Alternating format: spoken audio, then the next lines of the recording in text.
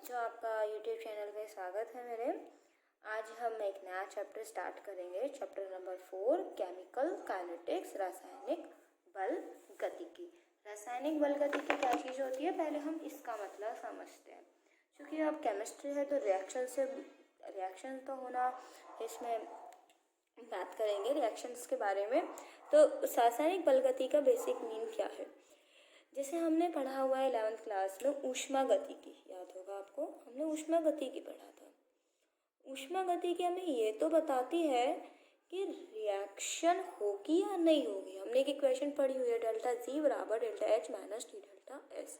इस इक्वेशन में हम डेल्टा जी की मान से ये पता लगा लेते हैं, अगर वो नेगेटिव आता है तो रिएक्शन अपने आप होगी, पॉजिटिव आता है तो रिएक्शन अपने आप नहीं होगी, जीरो आता है तो सामने में होती है, कुछ ऐसा हमने पढ़ा हुआ है। तो ऊष्मा गतिकी से हम ये पता लगा लेते हैं कि रिएक्शन अपने आप होगी या नहीं होगी।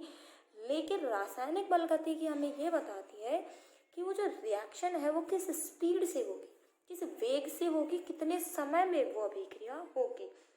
तो मैं आपको अगर इसकी परिभाषा के रूप में बताऊं तो भौतिक रसायन की वह शाखा जिसमें अभिक्रिया के वेग, उसको प्रभावित करने वाले कारक और अभिक्रिया की क्रियाविधि का अध्ययन किया जाता है, उसे रासायनिक बल गतिकी कहते हैं।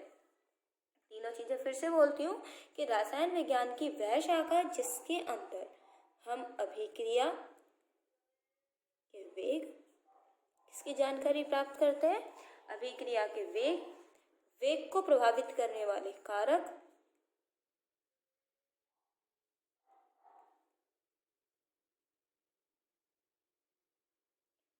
और अभिक्रिया की क्रियाविधि, इन तीनों चीजों के बारे में किसमें बताया जाता है, रासायनिक बल गतिकी में। अभिक्रिया का वेग मतलब किस स्पीड से हो रहा है, वो उसकी अभिक्रिया का वेग किस पर प्रभावित कर रहा है, और अभिक्रिया की क्रियाविधि क्या होगी, ये सब किसे बताते हैं, रासायनिक बल गतिकी में। वही बात ऊष्मा गतिकी से रासायनिक अभिक्रिया होगी या नहीं होगी इसका पता चलता है, जबकि रासायनिक बल गतिकी ये बताती है कि वो होने वाली अभिक्रिया किस वेग से होगी। अब अभिक्रिया के वेग के आधार पर भी, अभिक्रिया के वेग के आधार पर, अभिक्रिया के वेग के आधार पर अभिक्रिया को 3 भागों में बांटा गया है। हम ये भी कह सकते हैं वो अभिक्रिया जो तीव्र गति से हो, वो अभिक्रिया जो धीमे हो, और जो अभिक्रिया एवरेज हो। तो एक होती है तीव्र गति की अभिक्रिया, एक होती है मंद गति की अभिक्रिया, और एक होती है अति मंद गति की अभिक्रिया। अब ये कैसी होती है, जैसे आपने लैब में कुछ अगर रिएक्शंस की हो तो आपने देखा होगा कि 2 टेस्ट ट्यूब जिनमें विलयन है, इनको अगर हम एक साथ मिला दें तो इसके अंदर क्या जाता है, तुरंत अवक्षेप आ जाता है। तो ये जो अभिक्रियाएं होती है तीव्र गति से, ये होती है आयनों के मध्य। तो आयनों के मध्य जो अभिक्रियाएं होती हैं उन्हें आयनिक अभिक्रिया कहते हैं, तथा ये तीव्र गति से होती है तथा इन्हें तात्कालिक अभिक्रिया भी कहते हैं, जो उसी समय पूर्ण हो जाती है। इनको पूरा होने में महज कुछ सेकंड्स का टाइम भी नहीं लगता, बहुत जल्दी अभिक्रिया पूरी हो जाती है। मंद गति की अभिक्रिया, जिन अभिक्रिया को पूर्ण होने में महीनों का समय लग जाए, जैसे लोहे पर जंग लगना, जंग लगने की आपने अभिक्रिया देखी होगी। अगर हम कोई भी चीज़, जैसे लोहे का कूलर है या फिर कोई भी लोहे का सामान है, अगर उसको हम पटक दें तो उसमें जंग हाथों हाथ नहीं लगती है, उसको लगने में महीनों का समय लग जाता है। तो वो होती है मंद गति की अभिक्रिया। लेकिन कुछ अभिक्रिया ऐसी होती हैं जो कुछ मिनटों में पूरी हो जाती हैं, ना तो बहुत जल्दी होती है, ना ही बहुत तीव्र गति से होता है तो बहुत तीव्र गति से होती है, ना ही बहुत धीरे होती है। कुछ अभिक्रिया कैसी होती है अपने पास, सॉरी मैंने कुछ उल्टा बोल दिया, ये अच्छी जो मैंने जंग लगने का एग्जाम्पल बताया बच्चों, ये उल्टा बोल दिया। जंग लगने का एग्जाम्पल तो आएगा अति मंद में, जंग लगने का एग्जाम्पल तो अति मंद अभिक्रिया में आएगा, और जो मंद गति है ये होता है कुछ मिनटों में पूरी होने वाली अभिक्रिया। वापस से कर देते हैं, ये बहुत जल्दी पूरी हो जाती है। अति मंद अभिक्रिया जो बहुत ही देर में लगाती है, मतलब कुछ दिन भी लग सकते हैं, महीनों का समय भी लग सकता है, जिनमें जो अति मंद अभिक्रिया कहलाती हैं। जबकि मंद अभिक्रिया कौन सी होती है, जिन्हें लगने में थोड़ा समय लगे, कुछ मिनटों का समय लगे, जैसे मान लीजिए 10 मिनट का समय लग गया, 20 मिनट का लग गया, या हम कहते हैं 15 मिनट, 25 मिनट, कुछ मिनट का समय अगर लगे, कुछ मिनट से घंटों में ये अभिक्रिया पूर्ण हो जाती है। तो रासायनिक बल गति में ना तो तीव्र गति की अभिक्रिया ली जाती है, ना ही बहुत धीरे होने वाली अभिक्रिया ली जाती है। इसके अंदर कौन सी अभिक्रिया ली जाती है? मंद गति से होने वाली अभिक्रियाओं को इसके अंदर लिया जाता है। तो बेस था अपना चैप्टर का कि इसके अंदर हम किस प्रकार की अभिक्रियाओं के वेग के बारे में पढ़ेंगे। वे अभिक्रियाएं जो मंद गति से होती हैं और ये अभिक्रिया कुछ मिनटों में या घंटों में पूर्ण हो जाती है। अब हमारा जो टॉपिक है वो है अभिक्रिया वेग। यहाँ पर हम speed of the reaction word काम में नहीं लेंगे, इसके इंग्लिश में जानना भी आपके लिए जरूरी है। Rate of reaction, rate of reaction, या हम इसको कह सकते हैं अभिक्रिया की दर, अभिक्रिया की दर, अभिक्रिया का वेग या अभिक्रिया की दर, रेट ऑफ रिएक्शन। अब ये क्या चीज होती है, एक बार मैं आपको इसको प्रॉपर परिभाषा बता दूं। इकाई समय में, आप चाहे तो अपनी नोटबुक में लिख भी सकते हैं, इकाई समय में अभिकारक या उत्पाद की सांद्रता में, अभिकारक या उत्पाद की सांद्रता में होने वाला परिवर्तन, होने वाला परिवर्तन क्या कहलाता है? अभिक्रिया वेग कहलाता है। देखिए परिभाषा मैंने आपको बोल दिया, अब इसको समझते हैं हम क्या है। इकाई समय में अभिक्रिया या उत्पाद की सांद्रता में होने वाला परिवर्तन। मान लीजिए हमने कोई अभिकारक क्या लिया, ए लिया, ए से प्रोडक्ट क्या बना अपना, यहाँ से प्रोडक्ट बन गया पी। हमने अभिकारक कितना लिया, हमने अभिकारक मात्र 10 ग्राम, ग्राम में समझते हैं हम कि मात्र 10 ग्राम पदार्थ लिया। अब हमने इसको देखा कि 1 मिनट में, चूंकि हमने समय क्या लिया है, इकाई समय, तो आप इसमें 1 मिनट लेंगे या फिर इसको लेंगे 1 सेकंड लेंगे या फिर 1 घंटा, ठीक है। तो हम यहाँ पर 1 मिनट या 1 सेकंड में 10 ग्राम से पदार्थ मान लीजिए कितना खत्म हो गया, 5 ग्राम खत्म हो गया, तो 5 ग्राम प्रोडक्ट बनेगा। तो यहाँ पर आपने देखा कि 1 मिनट में कितना खत्म हो गया बच्चों, 5 ग्राम। कितनी देर में? 1 मिनट में। तो इसको 5 ग्राम प्रति मिनट कह सकते हैं। हालांकि बाद में ग्राम शब्द को नहीं लेंगे हम यहाँ पे मोल प्रति लीटर लेंगे, लेकिन अभी हमने ये समझा कि 1 मिनट में कितना खत्म हो गया, 5 ग्राम। या मैं कहती नहीं, 10 ग्राम पदार्थ में से मात्र 1 ग्राम पदार्थ, चलो 2 ग्राम ले लेते हैं, कि 2 ग्राम पदार्थ कितने सेकंड में खत्म हो गया, 1 सेकंड में। तो आप कहते हैं कि 2 ग्राम पदार्थ कितने सेकंड में खत्म हुआ, 1 सेकंड। बस यही तो है कि अभिकारक या उत्पाद, अब जैसे जैसे टाइम बढ़ेगा तो बच्चों एक चीज ध्यान रखना, अभिकारक की मात्रा तो घटेगी और उत्पाद की मात्रा बढ़ेगी। अब सभी जानते हैं, मान लीजिए कोई पदार्थ आपने लिया, जैसे कोई भी चीज़ है जिसके रिएक्शन हम शुरू करते हैं, तो शुरू में जो हम चीज़ लेंगे धीरे धीरे वो समय के साथ क्या होगी, तो अभिकारक तो समय के साथ क्या है, घटता है, और उत्पाद समय के साथ क्या होता है, बढ़ता है। क्योंकि जैसे जैसे रिएक्शन कराएंगे हम, वो अभिकारक तो खत्म होता जाएगा और उत्पाद उसकी जगह बनता जाएगा। तो यहाँ से अभिकारक के खत्म होने की दर या उत्पाद के बनने की दर, कितनी देर में अभिकारक खत्म हो गया और कितनी देर में उत्पाद बन गया, इकाई समय में, वही क्या कहलाता है, अभिक्रिया वेग कहलाता है। आशा समझ में आ रहा होगा आपको। अब इसके बाद जो अभिक्रिया का वेग है बच्चों, ये अपने पास होता है 3 प्रकार का। कौन कौन सा होता है ये हमारे पास? एक होता है हमारे पास औसत वेग, दूसरा होता है बच्चों तात्क्षणिक वेग, और एक होता है प्रारंभिक वेग। तो वेग 3 प्रकार का, औसत वेग, तात्क्षणिक वेग और प्रारंभिक वेग। अब हम यहाँ से पढ़ते हैं कि औसत वेग क्या चीज होती है। परिभाषा वही है कि इकाई समय में अभिकारक या उत्पाद में होने वाला परिवर्तन जो है वो हमारा वेग कहलाता है, लेकिन हमें समय अंतराल जो लेना है वो क्या लेंगे, उसमें परिभाषा एक बार देख लेते हैं। किसी निश्चित समय अंतराल डेल्टा टी में, किसी निश्चित समय अंतराल डेल्टा टी में अभिकारक या उत्पाद की सांद्रता में होने वाला परिवर्तन डेल्टा सी हो तो डेल्टा सी व डेल्टा टी का अनुपात औसत वेग कहलाता है। तो यहाँ से आप देखेगा, इसको मैंने क्या बोल दिया, जैसे इसको मैं वैसे समझाऊं आपको, तो कोई भी एक अभिक्रिया है, इस बॉक्स में अभिक्रिया हो रही है, मान लीजिए, है ना, कि ए से प्रोडक्ट क्या बनने वाला है, पी। ये पूरी अभिक्रिया जो हुई बच्चों, वो अपनी कितनी देर में हुई, 10 मिनट में हुई। किस देर में हुई, 10 मिनट में हुई। तो 10 मिनट में जब अभिक्रिया हुई होगी तो 1 2 3 4 5, इस तरह से हमने लिख दिया। 10 मिनट में अभिक्रिया हुई है, 1 से 10 मिनट में। तो शुरुआत में अभिकारक कितना था अपना, मान लीजिए कितना था, 10 ग्राम था, या 10 ग्राम नहीं लेंगे बच्चों, हम 2 मोल पर लीटर ही बोल लेते हैं, बाद में हम इसको यही वर्ड यूज करने वाले हैं। तो यहाँ पर हमारे पास 10 मोल प्रति लीटर मान लीजिए क्या था, पदार्थ था। दूसरे सेकंड में ये पदार्थ घट के कितना रह गया, 9 मोल प्रति लीटर रह गया। हम कहते हैं 8 मोल प्रति लीटर। पहले में 10 था, दूसरे मिनट में कितना रह गया, 8 रह गया। तीसरे मिनट में कितना रह गया, 6 रह गया। इसी तरह चौथे मिनट में मान लीजिए 5.5 रह गया। पाँचवें मिनट में पदार्थ 5 ग्राम 5 मोल प्रति लीटर रह गया। तो लगातार समय के साथ ही घटता गया, और पूरा पदार्थ हमने देखा कि 10वें मिनट में जाके यहाँ से जो पदार्थ की मात्रा है वो पूरी तरह से क्या हो गई, समाप्त हो गई। तो पूरी अभिक्रिया खत्म होने में कितना समय लगा, 10 मिनट का समय लगा। अब इसके अंदर पदार्थ कितना था, 10 ग्राम था।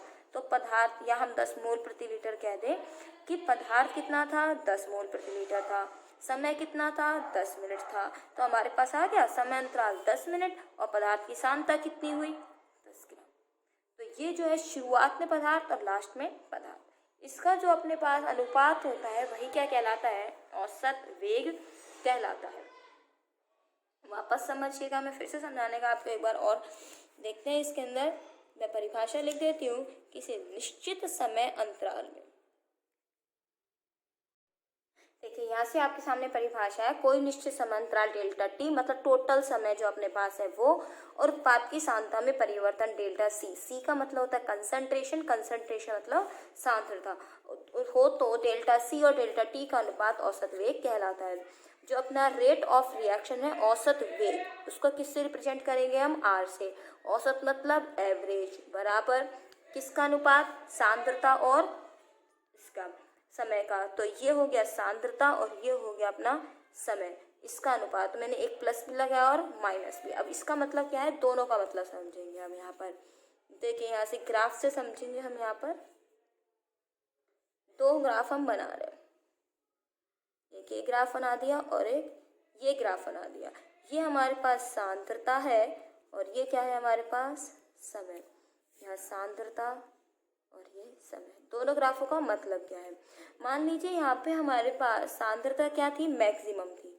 यहाँ पर सांद्रता हमने मान ली 10, ये 9, इसी तरह से 8, 7, और यहाँ पे लाके हमने क्या कर दिया, 0। इसी तरह से यहाँ सांद्रता क्या है अपनी, वही 0, और यहाँ पर 10, 9, 8, 7, 6, 5, 4, 3, 2, 1। ठीक है। अब यहाँ से हमने, अब आपको दिख रहा होगा कि सांद्रता जो है वो मैक्सिमम है, लेकिन जैसे जैसे समय बढ़ रहा है आगे, वैसे वैसे सांद्रता क्या हो रही है, घटती जा रही है। लेकिन इस ग्राफ में देखें समय 0 है, जैसे जैसे समय बढ़ रहा है वैसे वैसे सांद्रता क्या होती जा रही है, बढ़ती जा रही है। यहाँ पे आप देखें, अगर मान लीजिए समय यहाँ पर अपने पास कितना है, जैसे यहाँ 1 मिनट, 2 मिनट, 3, 4, 5, 6, 7, 8, जैसे 8 मिनट का यहाँ पे समय हमने ले लिया, समय मिनट में है। तो आप देखेंगे यहाँ पे सांद्रता का मान क्या है, अत्यधिक है। यहाँ से हमने और देखा सांद्रता का मान क्या हो गया, घट गया। चलो इस पॉइंट पे देखते हैं, सांद्रता का मान क्या हो गया, घट गया। लेकिन जैसे जैसे समय बढ़ता जा रहा है वैसे वैसे सांद्रता क्या हो रही है, बढ़ती जा रही है। यहाँ हम देख रहे हैं समय क्या है, सर्वाधिक है, लेकिन इसके सापेक्ष में सांद्रता क्या है, न्यूनतम है। यहाँ पर देखिए समय हमने क्या कर दिया, यहाँ मान लीजिए वही 8 है, ये 7, ये 6 मिनट का अगर समय है तो यहाँ पर सांद्रता क्या है, अधिक है। समय कम है तो सांद्रता अधिक है, समय ज़्यादा है तो सांद्रता कम है। अर्थात समय के साथ सांद्रता घट रही है, यहाँ समय के साथ सांद्रता बढ़ रही है। तो आप समझ गए होंगे कि ये वाला जो ग्राफ है वो अभिकारक के सापेक्ष है, जबकि ये जो ग्राफ है वो किसके सापेक्ष है, उत्पाद के सापेक्ष है। कोई भी रिएक्टेंट आप ले लीजिए, कोई भी अभिक्रिया हम कर रहे हैं, तो मान लीजिए आपके पास कोई भी सामान है, जैसे इस टाइम लॉकडाउन चल रहा है, आपके पास क्या है, चीनी है।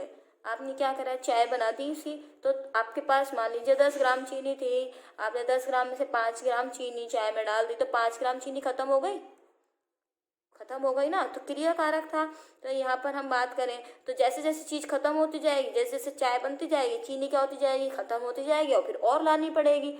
तो यहाँ से आप यही मैं आपसे कहना चाह रही हूँ कि आप कुछ सामान बाजार से लेके आए, धीरे धीरे आपने उसको यूज़ किया, धीरे धीरे वो सामान क्या होने लग गया, ख़त्म होने लग गया, और उससे जो चीज़ बनाई जा रही है वो चीज़ क्या हो रही है, वो बन रही है अपने पास। तो यही चीज़ मैं कह रही हूँ, क्रिया कारक खत्म होता जाएगा, उत्पाद बढ़ता जाएगा, समय के साथ ये घटता है, ये समय के साथ बढ़ता है। तो यहाँ पर भी अगर मैं बताऊँ आर एवरेज, तो मैं इसको ऐसा लिख सकती हूँ, आर एवरेज मतलब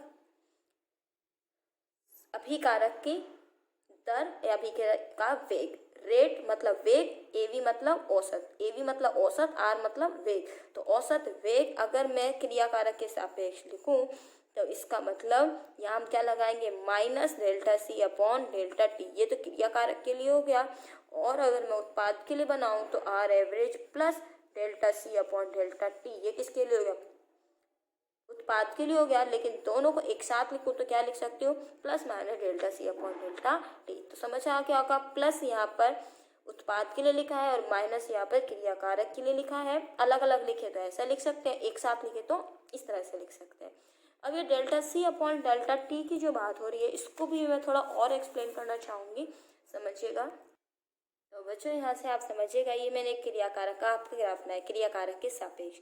ये समय क्या है, 0 है।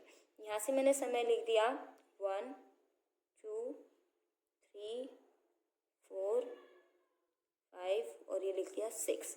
ये समय किस में है, आपका मिनट में है, ठीक है। अब इसके बाद हमने यहाँ पे लिखा क्रियाकारक की मात्रा 10 20 30 40 50 और ये 60। आपसे पूछा जाता है कि इसका औसत वेग बताइए।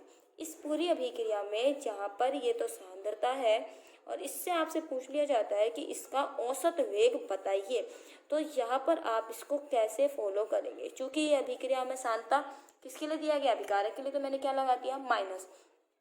अब आप यहाँ से डेल्टा का मतलब होता है अंतर, अंतर किस में, मतलब शुरुआत से लास्ट में। तो शुरुआत की जो सांद्रता होगी वो क्या होगी अपनी, C1 माइनस C2। तो यहाँ से हमने लिख दिया, यहाँ से C2 माइनस C1, और T1 डेल्टा टी का मतलब क्या है, T2 माइनस T1, ठीक है।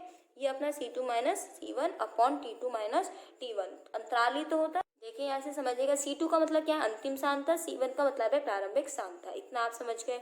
T2 का मतलब वही अंतिम समय और T1 का मतलब प्रारंभिक समय। तो आपको शुरुआत, सबसे शुरुआत की कंडीशन क्या लग रही है, शुरुआती सांद्रता। मैंने आपसे कहा शुरुआत में पदार्थ आपने कितना लिया, 60 मोल प्रति लीटर लिया। कितना पदार्थ लिया, 60 मोल प्रति लीटर। शुरुआत में पदार्थ लेते हैं वो ज़्यादा ही होता है, आपने लैब में भी करके देखा है, आपको पदार्थ दिया जाता है, जैसे जैसे आप अभिक्रिया करना शुरू करते हैं वो पदार्थ आपके पास धीरे धीरे खत्म होता जाता है। तो शुरुआत में पदार्थ कितना था, 60 था, ठीक है। अब इसके बाद तो इसका मतलब C1 की वैल्यू कितनी आ गई अपने पास, 60। अंतिम कितना हो गया, मान लीजिए आपके पास कितना हो गया, 0। लास्ट में पदार्थ कितना हो गया, 0। शुरुआत में समय कितना था जब आपने अभिक्रिया को शुरू किया, तो T1 कितना था, 0। लास्ट में कितना रहा आपके पास, T2 कितना रहा, 6। इतना समझ में आ गया होगा। देखिए शुरुआत में कितना था, पदार्थ कितना लिया, 60 लिया। यहाँ से नहीं लेंगे पदार्थ, ध्यान रखिए जब भी पदार्थ दिया जाता है तो अभिक्रिया कर रहे हैं तो पदार्थ आपको खूब सारी मात्रा में दिया जाता है। फिर पदार्थ तो 0 नहीं ले सकते ना कि आप यहाँ से ले लो, तो पदार्थ तो अधिक दिया जाएगा। तो C1 प्रारंभिक मात्रा कितनी ली, 60। जब खत्म हो गया पदार्थ तो कितना रह गया, 0 मोल प्रति लीटर रह गया। T1 जब आपने अभिक्रिया को शुरू किया तो 0 समय था, धीरे धीरे आप अभिक्रिया करते गए तो 1 मिनट बीती, 2 minute, 3 minute, 4 minute, 5 minute, 6 minute में जाके अभिक्रिया का पदार्थ कितना हो गया, 0 हो गया। अब आप इस वैल्यू को प्लेस कर दीजिए, इसमें C1 की वैल्यू कितनी है, 60, C2 की वैल्यू कितनी है, 0। तो ये अपना माइनस तो है ही आगे, तो 0 माइनस 60 अपॉन T1 कितना है, 0, सॉरी T2 की वैल्यू है पहले, तो T2 कितनी है हमारे पास, 6। T1 कितना है अपने पास, T2 कितना है, 6, और T1 की वैल्यू कितनी है यहाँ से, 0। अब आप इसको सॉल्व करेंगे तो 0 माइनस 60 में मतलब माइनस 60 आ गया, है ना। ये अपना माइनस 60 आ गया, 6 में 0 गया, कितना आ गया, 6। तो यहाँ से आप इसको सॉल्व करेंगे, कितना आ गया, माइनस के 10, माइनस बाहर भी है -10, तो आंसर कितना आ गया, 10। ये सारी मात्राएं मोल प्रति लीटर में है, तो ये क्या आ गया, C ऊपर है, देखो मोल प्रति लीटर, और नीचे क्या है, समय, नीचे क्या है, समय। तो C2 माइनस C1 था, ये लो मैं और क्लियर कर देती हूँ, C2 minus C1 upon T2 minus T1, इसको सॉल्व किया है तो ऊपर C2 माइनस C1 इसकी इकाई क्या आ गई, मोल प्रति लीटर। नीचे क्या है, समय, समय की इकाई भी आप लिखेंगे तो मोल प्रति लीटर प्रति सेकंड, ये इसकी इकाई आ गई। तो इस तरह से चलो और छोटा सा न्यूमेरिकल और सॉल्व करते हैं इसी में अंदर। मैं आपसे कहती हूँ कि T बराबर 2 समय पर, T बराबर 2 समय पर और T बराबर 5 समय पर, इनके बीच में T बराबर 2 से T बराबर 5 मिनट के मध्य औसत वेग ज्ञात कीजिए। मध्य औसत वेग ज्ञात कीजिए। क्वेश्चन समझ लीजिए, आपको क्या दिया गया है, T बराबर 2 और T बराबर 5 मिनट के मध्य का औसत वेग ज्ञात कीजिए। कैसे ज्ञात करेंगे आप वेग, तो वही अपने पास है। यहाँ पर आप देखना पड़ेगा आपको कि सांद्रताएं कितनी है ग्राफ में। चलो एक सांद्रता देखते हैं, रफ साइड ले लेते हैं। देखिए आपका यहाँ पर आ रहा है, करीब बीच में आ रहा है यहाँ पे, और यहाँ पर 5 के बीच में कितना आ रहा है आपको, यहाँ पर आ रहा है। तो अगर मैं इसको वैल्यू ले लूँ तो रही इसमें 35 आ रही है और 10 और 20 के बीच में आ रहा है तो कितना आ रहा है, 15। तो T बराबर हम क्या लिखेंगे आंसर में, T बराबर 2 मिनट पर सांद्रता। देखिए T बराबर 2 मिनट पर सांद्रता कितनी थी बच्चों, और T बराबर 2 जो है अपना वो T1 है। ये क्या है, T1 बराबर कितना है, 2 मिनट। तो C1 बराबर कितना होगा वो आप देख लीजिए इसके अंदर। 2 बराबर आपने अपनी कॉपी में अगर नोट किया है तो आप वहाँ से भी देख सकते हैं। ये देखिए कितना है, 35 है अपना, तो C1 की वैल्यू कितनी आ गई अपने पास, 35। इसी प्रकार से आप अगर T2 देखें तो कितना है, 5 मिनट, और सांद्रता कितनी है, 15 मोल प्रति सेकेंड। तो ये आप मोल प्रति लीटर। तो T2 बराबर कितना है, 5 मिनट, और C2 बराबर कितना हो गया अपना, 15। वही मोल प्रति लीटर, और ये यहाँ मैंने सेकंड ले लिया था ऊपर वाले में, मिनट में जबकि ले रहे हैं तो प्रति मिनट हो जाएगा वहाँ पे। तो ये मोल प्रति लीटर, ठीक है। अब इसको आप सॉल्व कर लीजिए अपना। ये अपना फॉर्मूला था डेल्टा C प्लस माइनस नहीं लेंगे हम, किस में ले रहे हैं, क्रियाकारक के दश में ले, तो माइनस, ये आ गया अपना C2 minus C1 upon T2 minus T1, क्योंकि डेल्टा C और अपॉन डेल्टा T। तो C2 कितना है बच्चों, 15, माइनस C1 कितना है, 35 अपॉन T2 कितना है अपना, यहाँ से T2 कितना है, 5 माइनस 2, यही आ गया अपना। तो अब इसको सॉल्व कीजिए, कितना आ जाएगा, 35 में से 15 गया, कितना बच गया अपना, 20 बच गया। तो वही माइनस के 20 अंदर बच जाएंगे अपने, और फिर आ जाएगा 5 में से 2 गया 3, यही आ जाएगा अपना -20/3। बाहर भी माइनस है, जो वैल्यू आ जाएगी वो प्लस की आ जाएगी अपनी। इसको आप कर लेंगे तो 6.6 लगभग आ जाएगा, माइनस माइनस प्लस हो जाएंगे। और इकाई क्या आ जाएगी, ऊपर वाले की इकाई क्या है अपनी, मोल प्रति लीटर, और फिर किस में है ये, प्रति मिनट में। अगर आपसे कहे कि यही जो इकाई है आप सेकंड में निकालिए तो आपको कुछ नहीं करना है, इसको 60 से गुणा कर देना है, क्योंकि 1 मिनट बराबर 60 सेकंड है। तो आशा करती हूँ आपको ये वेग वाला जो कंसेप्ट है समझ में आया होगा कि औसत वेग किस प्रकार से निकाला जा रहा है। तो आज के लिए यही समाप्त करते हैं।